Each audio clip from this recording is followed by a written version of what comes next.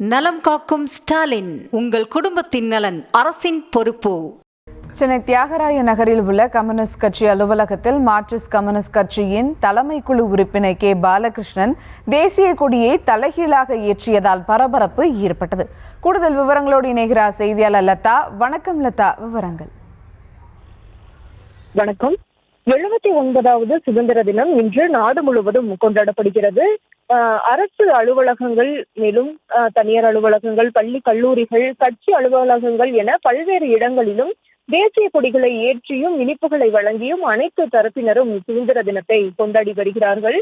அந்த வகையில் இன்றைய தினம் சென்னை தியாகராய நகரில் இருக்கக்கூடிய மார்க்சிஸ்ட் கம்யூனிஸ்ட் கட்சியினுடைய மாநில தலைமை அலுவலகத்திலும் இந்த சுதந்திர தின கொண்டாட்டம் என்பது நடைபெற்றது. அந்த நிகழ்வில் முன்னாள் மாநில செயலாளரும் அதே போல அரசியல் தலைமை குழு உறுப்பினருமான கே பாலகிருஷ்ணன் தலைமையில் இன்றைய தினமான அந்த கொண்டாட்டம் என்பது நடைபெற்றது.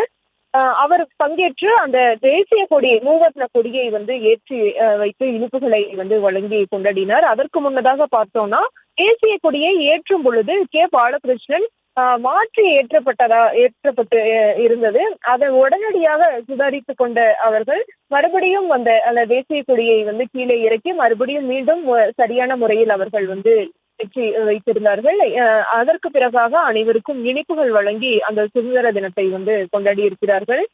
தேசிய கொடி மாற்றி ஏற்றப்பட்டது சற்று நேரத்தில் ஒரு பரபரப்பை ஏற்படுத்தி இருந்தது. அதற்கு பிறகாக உடனடியாக சுதாரித்துக் கொண்டு அதனை அவர்கள் சரி செய்து கொண்டார்கள்.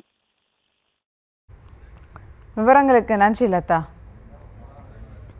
நலம் காக்கும் ஸ்டாலின், உங்கள் குடும்பத்தின் நலன் அரசின் பொறுப்பு.